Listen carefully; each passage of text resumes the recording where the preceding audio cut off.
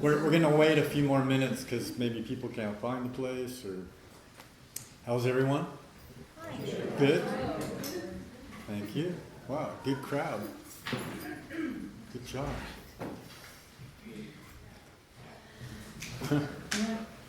Happy smiling faces, very good. So we are going to be videotaping, and I'm going to use this. I'm not sure how I'm going to use it, actually. But I hope you don't mind. I don't think there is going to be some footage. If anyone has a problem, we can edit you out or something. Put like a black thing over your eye. If you're a criminal or something. I know I am. Yeah. Maybe I can just say something about this evening event is about my daughter Shanti. Okay, it's there's something that's her picture in the back there, and so any donations that you make will go to the Shanti Fund in honor of her. Tomorrow will be the 5-year anniversary of her passing, of her leaving this earth. And yeah, beautiful, beautiful girl, amazing human being. I've gone through a tremendous amount, as you can imagine, and so here I am. I'm still alive, still kicking it, and I'm really happy to be here.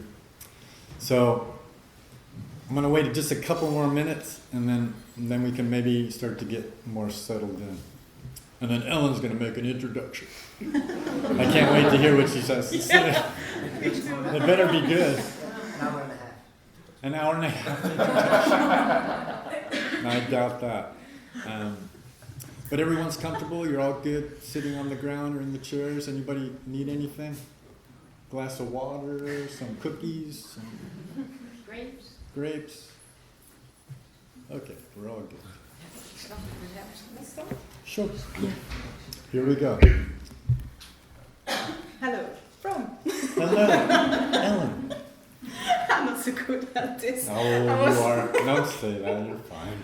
Well, I don't know. I think everyone knows Prem a little bit or not.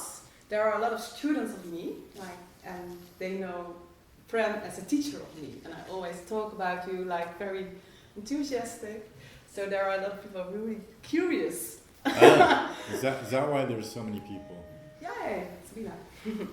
But there are also yeah, good timing. There are also students from Sander, because Sander also. I practice with Sander. I know a lot of people know. I think don't know Sander, but they know we practice together because they see some funny things on Facebook sometimes. The most of them you not really know Prem from, because he's quite big. I don't know if I can say that. He's big in the Ashtanga world, he's an Ashtanga teacher. But my students are not really acquainted with Ashtanga. But we know you have a lot of wisdom and knowledge about yoga, in Ayurveda, meditation, everything, and you can talk just very nicely about it and about life in general. And I think it's all about life and love and just sharing.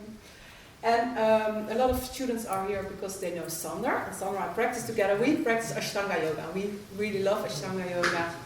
But Ashtanga yoga is not only the practice, it's everything about life. And I met Prem a year ago in Antwerp, and then I went to Bali for a month to practice with him. And then he came to Europe this year, and we met again in Antwerp. He teaches workshops there. And then he said, oh, if you like, I can come to your studio to tell something and to meet your students and to meet everyone here. So I said, oh, I don't know if I want that. I don't know. When I first said it, she was like, well, I said, okay, then forget about it. Yeah, he said, oh, no, if you don't like, then don't. But I was only shy, I think. Yeah. So now, here he is, and he's going to talk. And I think it's also nice when there is a little bit of interaction. Or more in the end, if people have questions. Yeah, I'll be going around and kind of poking people and that kind of interaction. You want physical? No, but can they ask Yeah, questions? sure, of course. I'll leave some time for questions. Or in the end. Yeah. There will be no answers, but Yeah. That doesn't matter. Those are the best questions. yeah. And so, as you know, we dedicated to Shanti, his daughter, who died 5 years ago. You can donate via the website or link I've put on Facebook. Or Yeah, it is working now, by the way. It wasn't working, so it is okay, working. now it's working, or via the website from Ashtanga Yoga Bali, from Prem. But you also can donate cash if you trust us, if you like. There in the back there is a basket or thing with the picture of Shanti. Yeah. So you can tell something about it again. Okay, all right. And I think it's good. Yeah. So enjoy. Xander, you enjoy. want to say anything? You good? No, I think you said it all. All right, cool. Yeah. All right, fantastic. Okay, that was a great introduction. Thank you, Ellen. Thanks for having me here, Xander. Thanks for networking and getting all these, wow, amazing people. How many? There's a lot of people here. It's great. It's great. Everyone's wide awake, ready to roll. So as Ellen said, it's a very, very big topic, the topic of Ashtanga Yoga and Ayurveda. So I'm going to do my best to keep you interested and involved with the feeling and the concept of what it is that we do. A lot of people think that Ashtanga Yoga is primarily just a physical asana practice, but it's way more than that. Way more than that. So I'm gonna touch on that. I'll do my best to throw in some Ayurvedic components to it. And as Ellen was saying, it's this evening especially is in honor of my daughter. And 5 years ago on the 18th, she was on her way to a rock concert, a music festival in Croatia. She was driving from Italy, and there was 2 Italian boys. One boy was driving, the other one was in the passenger seat. She was asleep in the back seat of the car. And they're driving along this pretty treacherous road, and maybe some of you have been on it, in Croatia, along the seaside. And the boy that was driving fell asleep. And they went off a cliff, like a 20-meter cliff. She died instantly. The boy who was driving went into a coma. And the other boy broke some ribs and leg or something like that.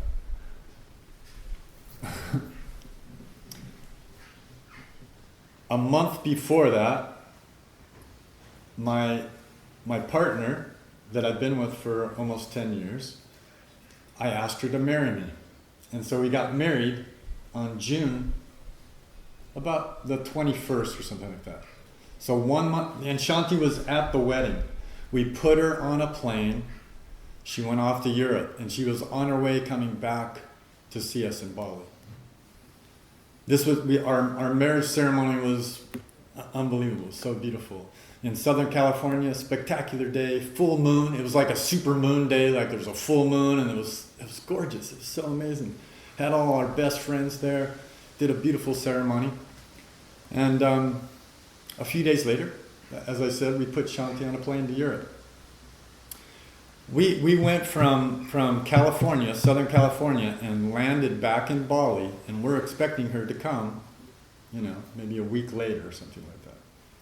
I open up my computer, and I see an email from my youngest daughter. It says, "Call me immediately." And I was like, ooh, that's not a good email. So I did. And she said, "Shanti died."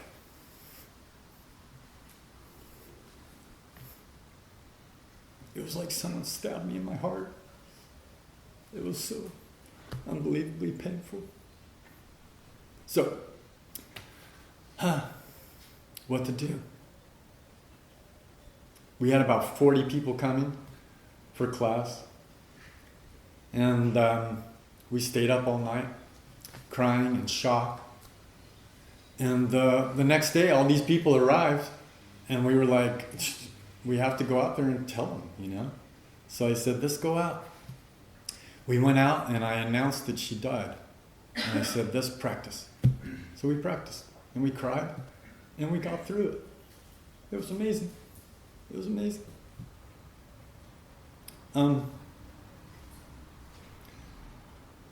Yeah. It's something unfathomable, you know? Everyone over these last 5 years, people have come up to me many, many times, hundreds of times. Oh my God, that's probably the worst possible thing that could ever happen to a human being. And I have to say yes. I can't think of anything more devastating. But here I am, still going. You know, with the grace of God, for sure. I've had a lot of help from inside, outside, and here I am. I have to keep going. I have to. It's the only thing I know what to do. So thank you so much for showing up, for being here. You really don't know how much this means to me. It's really fantastic. Thank you. Thank you from the bottom of my heart. Really. Really. Yeah. Wow. So awesome. See, this feeling that we have together, this is what it's all about. It's called Satsanga. Do you know Satsanga? Sat means truth. Sangha means a group of people coming together in the presence of truth, of love, of beauty. That's what it's all about. That's our journey. That is our journey. In yoga, that's where we're going. That's where we're going. This thing, this flesh and blood and bones, it's temporary. I got that right in my face. Right in my face. Thrown right in my face. I had everything going. Everything you can possibly imagine from a material standpoint. Just got married, had the house, beautiful house, piece of land in the jungle, money, no problem, everything, health. And then, boom. What? Whew. Okay. So it's my karma. It's part of what I needed to go through. Everyone has their own karmic things that we go through. Every single one of you, you know, it's a mix, right, of good and bad. Right? No one has just all bad stuff happen to them, and no one has just all good stuff. That's the nature of the world. It's dualistic. It's black and white. Right? It's black and white. It's sun and moon. It's sunrise and sunset. You see what I mean? Like it's our right hemisphere, our left hemisphere. There's all the yoga stuff, the hatha yoga practice, the physical practice that you do when you do asana practice. It's hatha yoga. Hatha yoga means the balance of the sun and moon inside of you, your right and left side. And you're balancing, and then when you enter into that balanced state, the energy goes through the center channel, through the Sushumna it's called. There's Idam Pingala. They weave at every chakra. The base chakra is Muladhara chakra, Mula Bandha. Activating that, it's like flipping on a switch. And then you can take the stairs up, or you can take the elevator. I prefer the elevator. You can just activate and go straight up the elevator. Many interesting things you can do with this mechanism. That's what yoga is all about. True yoga. Not the stuff that you get in like the club and the aerobic stretching with music thing. That's fun and interesting, but it's not really yoga.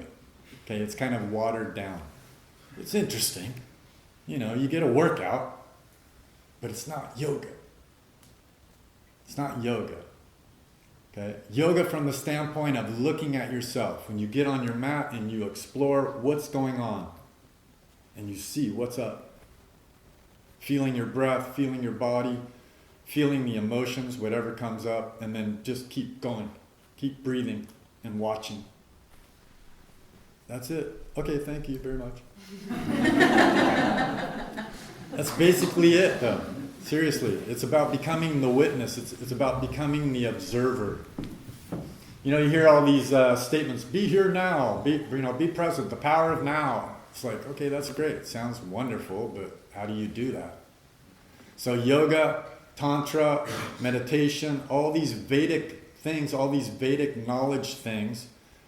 Do you know what the Vedas are? Have you heard about the Vedas? You know what the Vedas are? It's the ancient, basically the the library, if you want to call it, like a library of information that's available to each one of you if you know how to access it.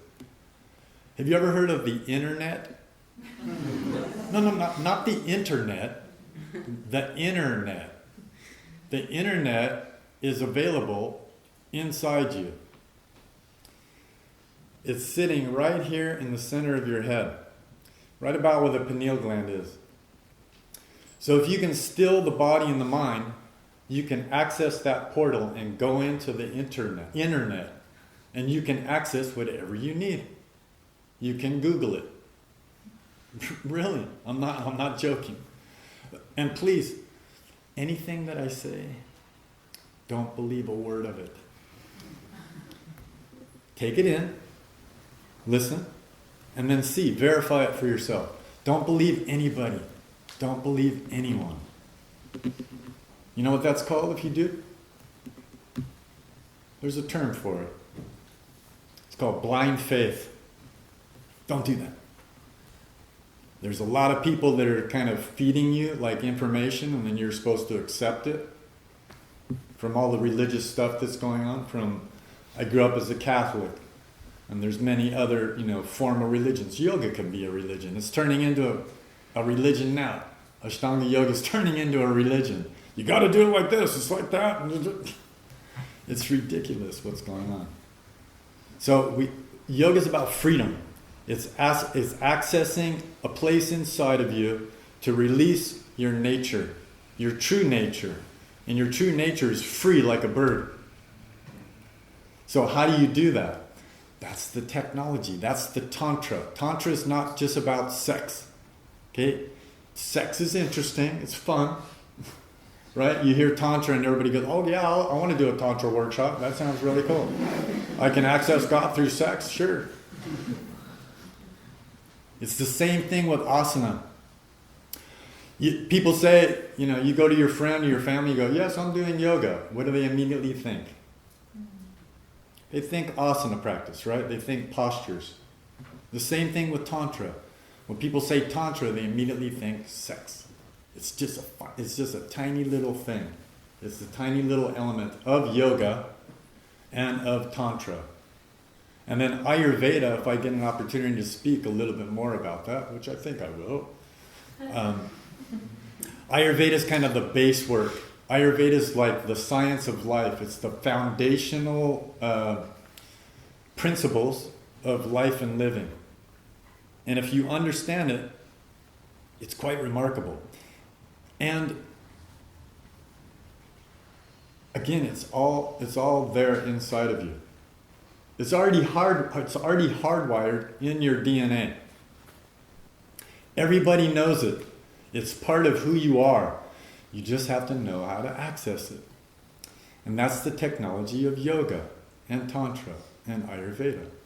It's a beautiful triad. It's a beautiful, union of those three amazing Vedic knowledge, wisdom, sciences. So that's why you need a teacher, someone who's gone into that and has, seen that world, experienced that world, and transmits it to you. Not that you just go, oh yeah, I love you, Prem, I just want to be like. It's not about that. A true teacher is going to empower you. They're not going to hold you to some rules and make you do stuff, and then if you don't do that, then get out. You're free to do whatever you want. You're completely free to do whatever you want. That's part of being in a human form. We have complete freedom. Or apparent freedom. Right? There's the whole debate about free will. We could go on and on about that. Do you really have free will? Do you really making choices? I don't know. I'm still on the fence about it. I think a lot of things are laid out in a particular sequence. I couldn't do anything about her dying, did I? I couldn't do anything about where I was born, the parents, and where I grew up. And I look back on all these things, and they're all kind of set in a timeline. Like someone who does like a Vedic astrology reading. Vedic astrology, not Western astrology. Vedic astrology. It's different. They can look at your chart, and they can say, oh, okay, oh, did your father die when you were 10? how could you possibly know that? By the chart, by looking at someone's birth date, birth time, and where they were, the physical actual place. Anyone ever had their chart read by a Vedic astrologer? Vedic, one person, two people. How many people have had a Western chart done? One, not too many actually. Okay, you all think it's like bullshit? It's like the stuff you read in the paper, Scorpio, it's going to be like a good day and sunny and you'll probably make a lot of money. That's the bullshit. That's bullshit. Okay, that's I was talking to Marcel, and there's the element that's going on in the world right now. There's true seekers. People like us. We're all in the same boat. We're like seeking. We really want to know. There's got to be something else other than being born and die and make some money and have a couple kids or whatever, right? It's got to be something more than that. Oh, you're getting blasted. Why don't you move over here? Here, move over here. No, seriously, move there. You're like, unless you want to borrow my sunglasses. Okay. Her life is too bright. It's like, It's okay. you're all right? Okay, all right. Yes. You're just kind of like...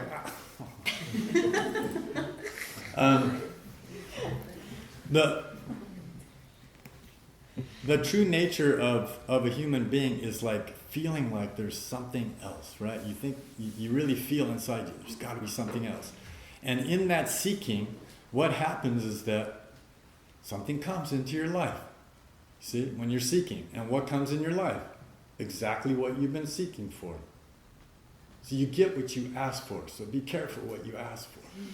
Seriously, you can get whatever you want. You want a lot of money, you want this, you want that. If you focus on it, you'll get it. But then, are you happy? You happy with a lot of money? You happy with a nice car and the Tesla car and the blah, blah, blah, and the whatever? And I love the Tesla car. I'm like, I want to marry it. I want to marry his car. I want to get one and sleep in it and just live here. That's how much I love it. It's an amazing car. But, that's ridiculous, right? So, hang on one second. So the seeking element is critical for someone who's on the path of yoga and trying to find out what is this all about? The question of like, who am I? What's going on here? Seeking is good. It's a good thing. Am I missing out on a joke here? No. Okay. Because I'd love to know what's going on. Oh, Ellen. She just laughs like that. She's like, are you high? What's going on? Yeah. Are you smoking again? Natural eye. Okay. So Ellen just does that. You know Ellen. She just bursts out laughing in the middle of whatever. It's like, can you let me in on the joke? And then she snorts. Yeah. Okay. Just go. All right, focus.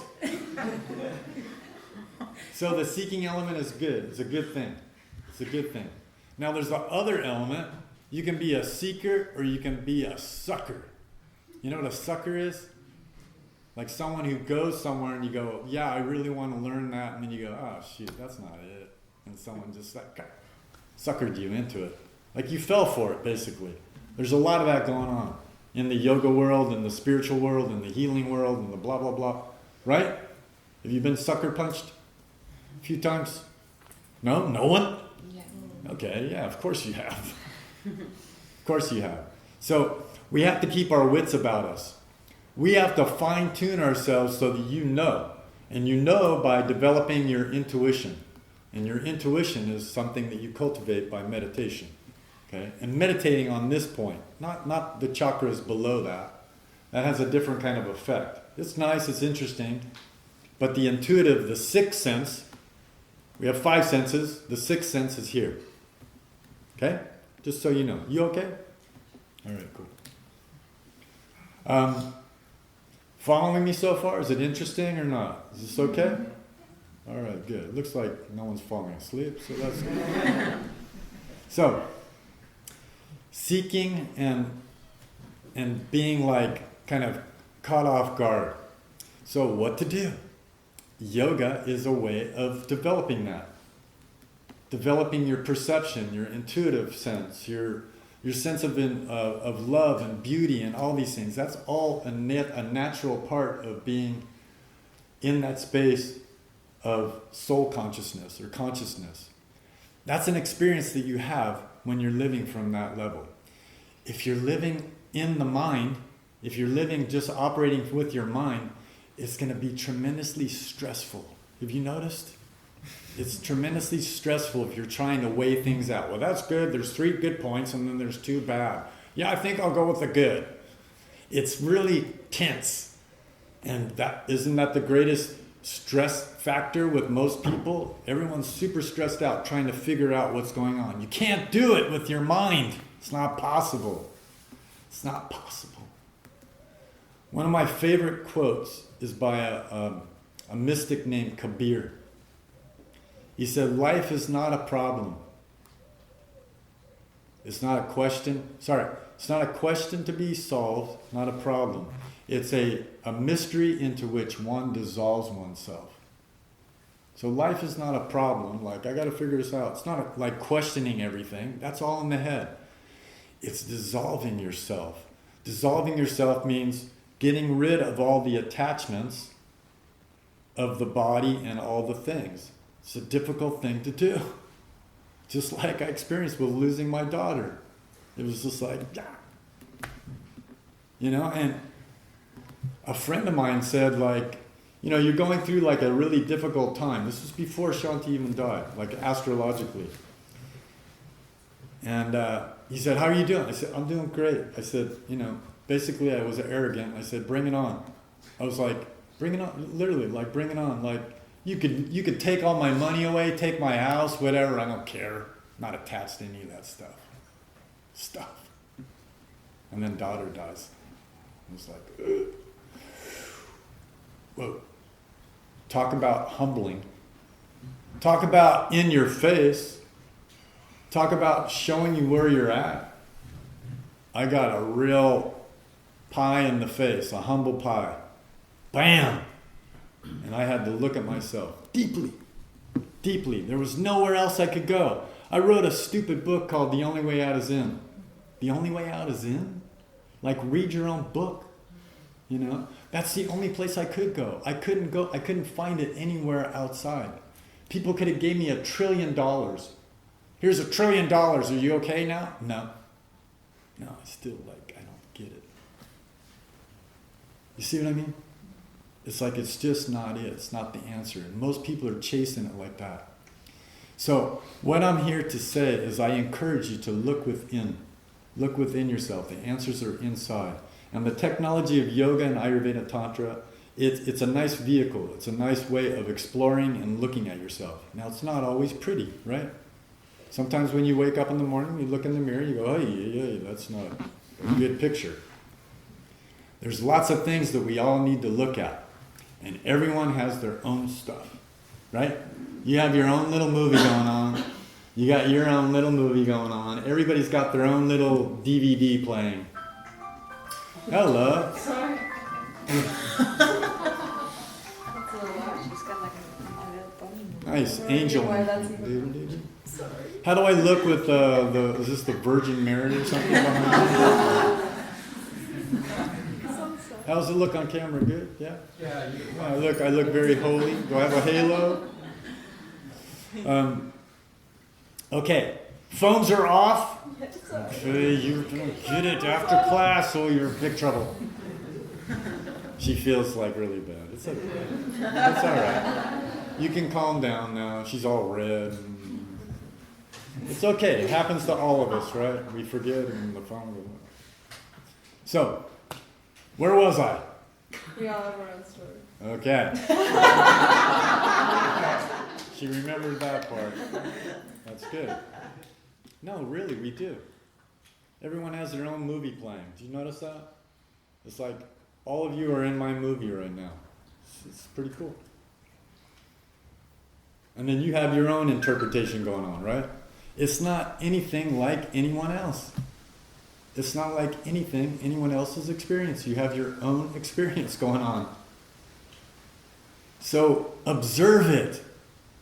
That's what yoga is all about. Observe the movie. Observe your body. Feel what's going on. Don't try to deny it. Don't try to shove it under the thing, under the mat. Like, experience it. Oh man, I'm tired. Oh, my knee hurts. Oh, this hurts. Oh, I can't sleep. Oh, I have digestion problems. Oh, my father left me when I was 3. All the stuff that everyone needs to look at. And then just let it go. Chink. You just can cut it. You can cut all those things consciously. You have to do it consciously. It's like pushing the delete button. Like, delete. Don't need that one. Nope. Oh, I like that one. I like this one, you know. You can pick and choose, you know. And that flow will happen according to what you want. If you truly want to find out what this is all about, then you get the answers. It's on a need-to-know basis. Did you know my real name? Antonio Carlisi. It's like mafia. It's on a need-to-know basis. So you're going to get exactly what you need to know at that particular time. That's the beauty of it. That's how life works. You get it when you need it. And then you go, oh, I don't want that. And then you avoid it, and then it comes up again, right? And you're like, oh shit, there's that thing again. So you better deal with it. Don't run away from your fears and your anxieties and all that. Face it. Look it straight in the eye. And then do what you need to do. If you need help, then you need help. And again, I'm referring back to like the method of yoga and tantra, meditation, you know, good food, blah, blah, blah, all the stuff that we hear about. There's a technology around it. It's not random. It's not random. Is anything randomly happening? No. There's an order, there's a system, there's something that we have to get in touch with. Like gravity. How about gravity? If you don't work with gravity, what happens? My back. Right? If you don't age gracefully, it goes right into your spine and you kind of get like concrete. I've had different students that have said, God, I'm so glad I've been doing my yoga, otherwise I'd turn to concrete. And it's true. Like all the tissues of the body starts hardening and getting all stiff, and even young people. So that's the beauty of moving and breathing and doing all that. But you need to be with someone who knows what they're doing, otherwise you can get hurt. Especially Ashtanga. It's really strong. It's a strong practice. But if you do it right, if you do it correctly, wow, it's quite transformational. Isn't it, Emilio? Mm-hmm. Just checking in, making sure he's awake. He spent like 6 months in Bali. So I got to slap him around a little bit. I love you guys. Marcel. Family, familia. Not by blood, but that's family, man. And you, Alan, Xander. Yeah, now, look, we're a family too now. Whether you like it or not. It's part of it, you know? It's part of the human race. We're all in the same boat. Are we not? We're all in the same boat. We're all going the same way. Some people jump ship. But we're all going that way. So it's better to wake up now than wait. That's my feeling. The awakening can happen now if you really want it. It can happen in this life. You don't have to wait for several lives. It can happen now. If you really sincerely want that, if you really truly ask for that, it's available. I know. Because that's what's happened to me. Through this whole experience with Shanti, I had somebody come in my life. And he was like a lifesaver for me. A 93-year-old mystic, saint, from India, but he's living in America. It's like, what? Someone sent me an email and said, I know you're having a hard time. Check this guy out. I was like, all right, whatever. What do I have to lose? So I clicked on he had a link. It was like a YouTube talk that he had. He's been speaking about spirituality for 50, 60 years. He's 93. He's been meditating for 80 years. So I watched some YouTube videos, And I was like, wow, this is good. This is real. I need to go see him. I went and saw him. And I was crying. The first time I saw him, I just like, my daughter died. He was like, she's taken care of, don't worry. She's taken care of. I'll make sure of that. And he said, enjoy your life. Enjoy your life. I was like, what? And I just had like a 5-minute thing with him. And then I couldn't stop thinking about him. Then I had to see him again. I went and saw him in America. He was living in Chicago. He lives in Chicago, the Chicago area. I went and saw him, and I stayed with him for like an hour, hour and a half. Just him and I just talking. And that sealed the deal. That was it. It was like, thank you so much. And then I had stuff to go through still. I was still like, still going through stuff, just feeling all the things that I feel. But it's gotten better and better and better. And this feeling that I have right now, being with you, is this is what inspires me. This is what gets me up in the morning. I got really depressed living in the jungle house that was so beautiful and so amazing, and I had everything, but I was just sitting there going, this really sucks. Seriously, I got really depressed. I was just like, I got everything, but it just doesn't feel good. And I just went, But then different things start happening. And part of it was like going out and doing this. I've been on the road like for, 5-6 weeks now. It's been fantastic. Been really good. I had to watch certain things, like in Ayurveda, you have to watch certain things. You have to keep a routine, practice every day, eat good, get enough sleep, and then feel good. And then this kind of connection is like food. It's nourishment. And it's both ways. It's both ways. And the connection that we all have with each other, that's what we need. We need that kind of feeling with each other. It's really important, isn't it? This is like the feeling you want when you go to church or the temple, right? This kind of nourishment. This is what we really want. And sharing with each other and hugging each other and just saying, I love you, and then you go out and you go, oh my gosh, the world is not like that, right? Right? I tell people it's kind of like, the image I like to use is being in the eye of a hurricane. Okay, I lived in Hawaii at one time. I never experienced a hurricane. I experienced a tsunami in Sri Lanka, but hurricane, I have some friends that experienced a really radical hurricane. It devastated the whole island of Kauai. It's the northernmost island. And a huge hurricane went through there, Iniki. It went through there. The eye went right across the island, just wiped out everything. Everything was completely demolished. No one died, thank God, but everything was like... And I talked to friends, and they said, yeah, when the first part, let's say this is the eye and it's coming over, you get like all the wind, and then there's a stillness. And then you get the back end. When it comes back over again, you get the...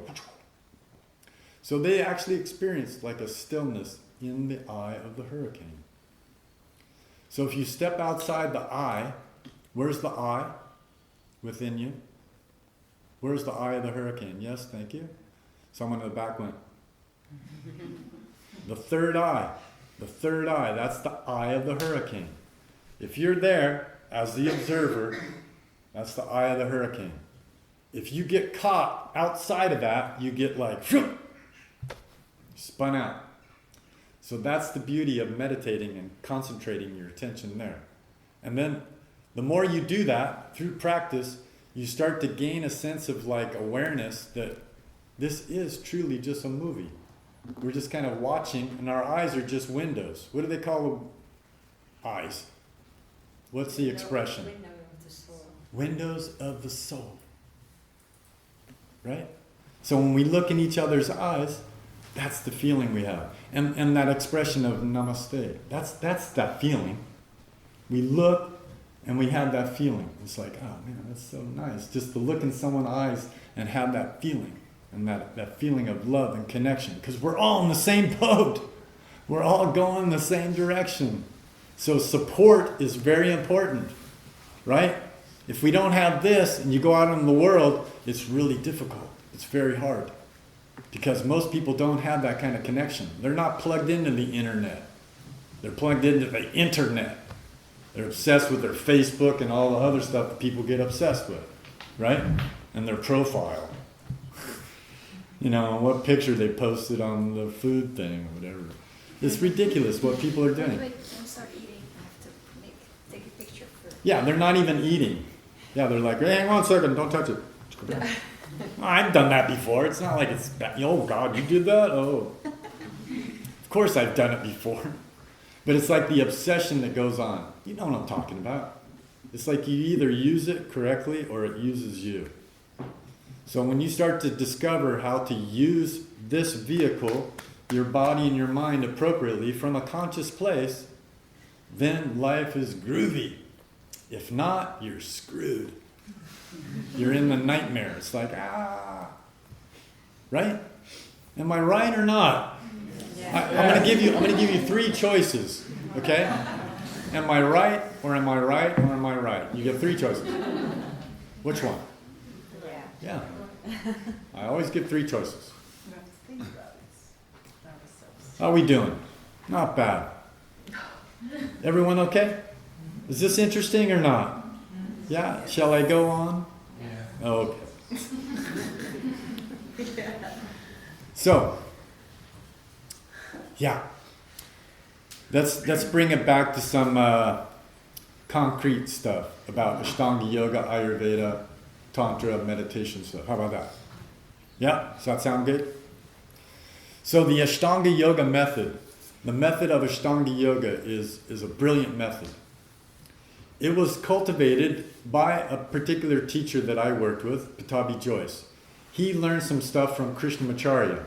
Krishnamacharya learned from Rama Mohan Brahmacharya from Tibet. And the chain goes on.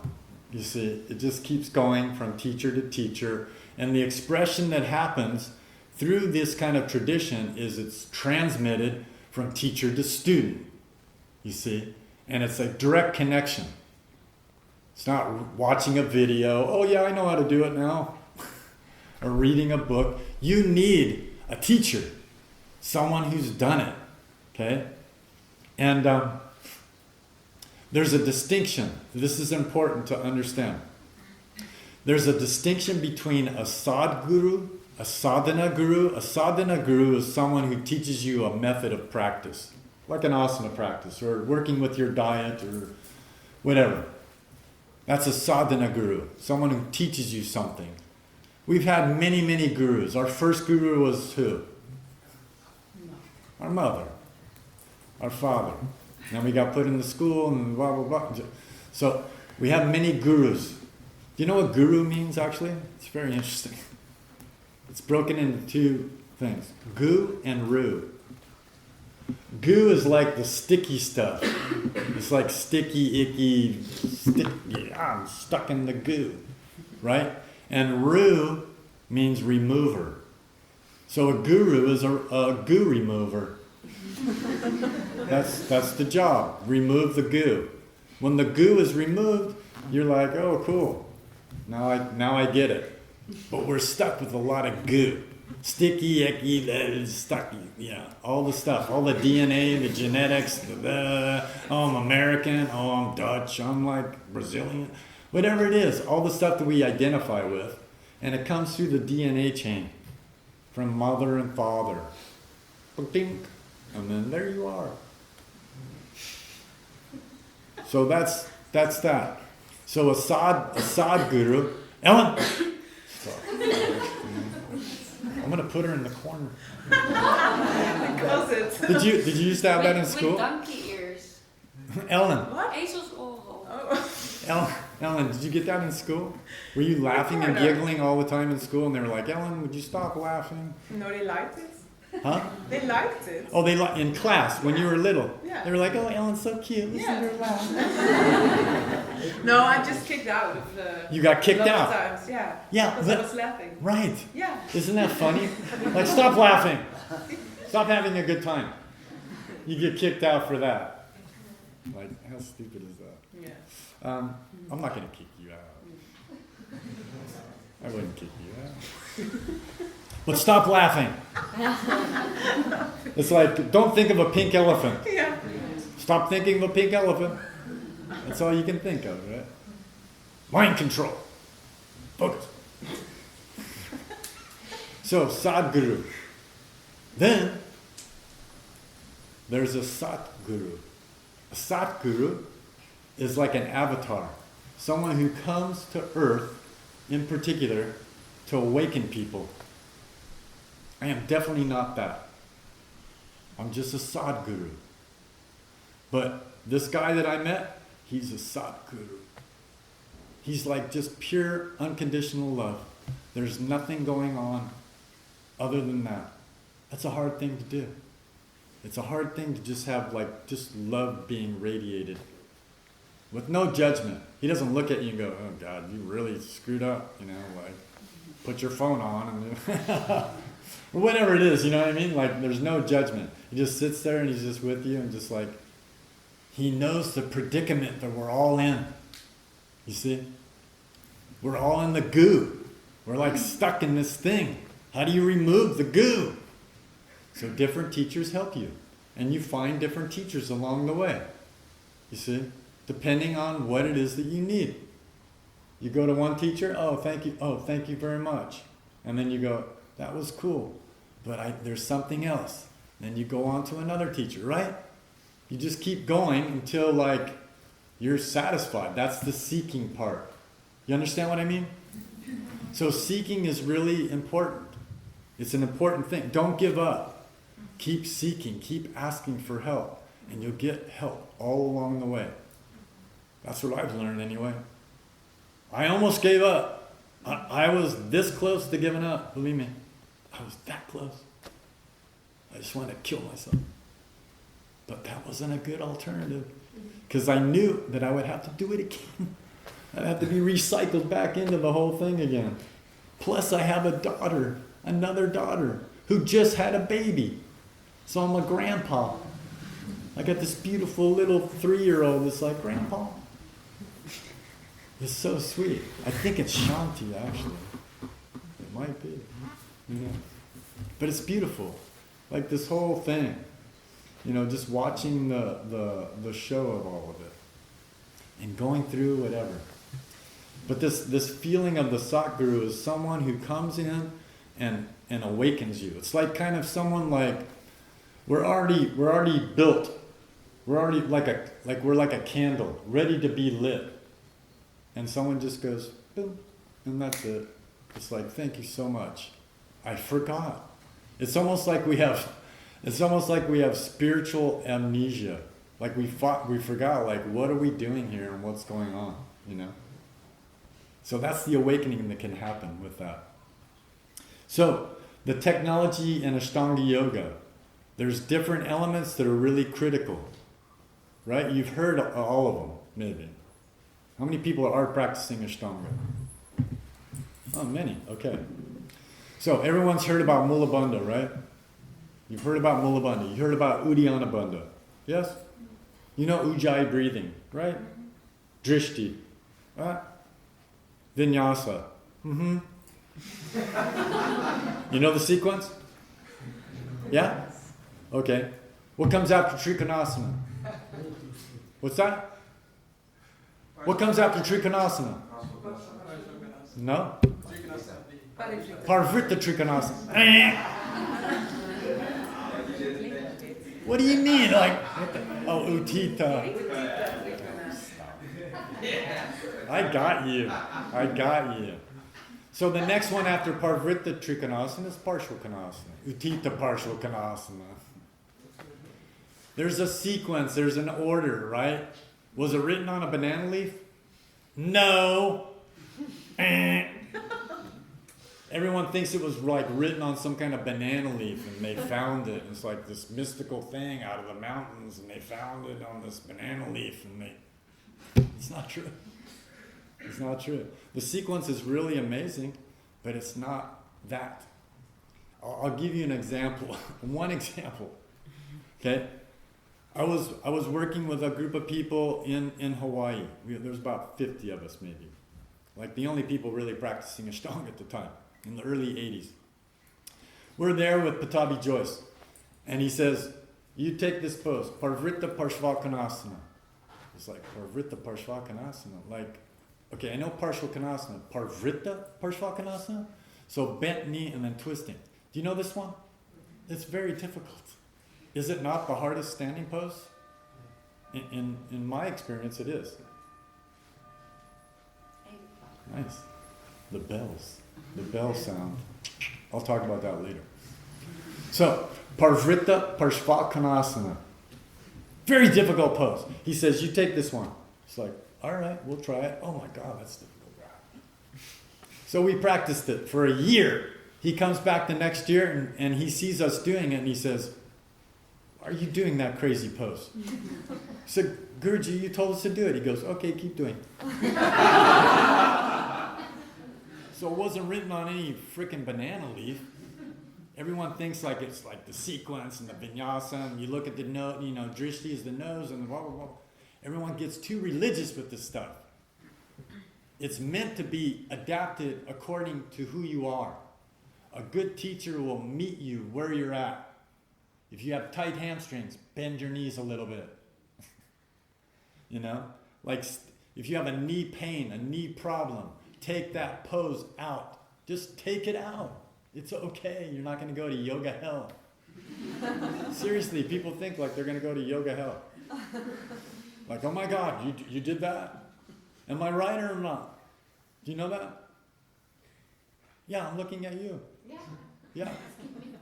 I know only a little about Ashtanga. I came from Iyengar and Iyengar. yeah. Well, Iyengar's in the family. Welcome.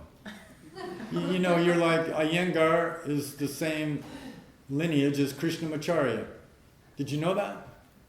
Krishnamacharya, Iyengar, Patabi Joyce, and Desikacharya's son. You're coming from the same family, honey. It's the same thing. Same poses, different format. Just different concept. It's the same asanas. When I learned Ashtanga, our first asana book was Light on Yoga by Iyengar. Yeah, I have That's- a book at mine. Yeah, of course. It's a great book. Okay, Light on Yoga. It's an asana book by BKS Iyengar. He's dead now. But there's a great book on asana practice. And all the postures are in that book, but not in the order that we do it, and not in the sequence that we do it in Ashtanga. But it's a great reference book. And I've taken, what's really interesting about the whole historical part of when we first started practicing, everyone was really like sloppy and just doing all kinds of weird shit. And getting hurt, like knees popping and stuff going, and it's like, that's not good. You know, it's like Patabi Joyce would say, 3 days walking difficult. Like, you know, and then you learn about the knee and you see like it's not meant to be bent that way. But we're, you know, the stiff white people coming to like Indian land. You know, people squatting, and people can't squat in the West. It's very difficult. We're tight. We're on the desk, you know. So, some people from Iyengar started coming to Ashtanga because they liked the flow. They liked the rhythm of it, like a flow and a rhythm, and they knew about Ujjayi breathing. They heard about Bandha. It's like, this is cool. I like it. There's very advanced practitioners. Richard Freeman. There's blah, blah, blah, blah, blah. There's lots of people that came from the Iyengar background into Ashtanga. And then they took on Ashtanga as a practice, but they had the knowledge and the wisdom from Iyengar. So I took note of that, and I started taking some Iyengar stuff, and I started looking at alignment and how to do things, and it was really useful. It's really useful to understand some of that. Understand anatomy. Know where your liver is. Know where your stomach is. You know about the lumbar spine, the thoracic spine, cervical. What does it do? What's important about it? You have to know this kind of stuff. You learn about your own body, your own mechanism. It's important. That's how you become self-empowered, as opposed to running the doctor and going, I got a pain here, but can you fix it? Yes, here's a pill. Wrong. Right? So we're at an hour mark now. How's everybody doing? You okay? How about we take a little break, and then we'll come back in for another hour. Yeah. Okay, thank you. Yeah. Yeah. A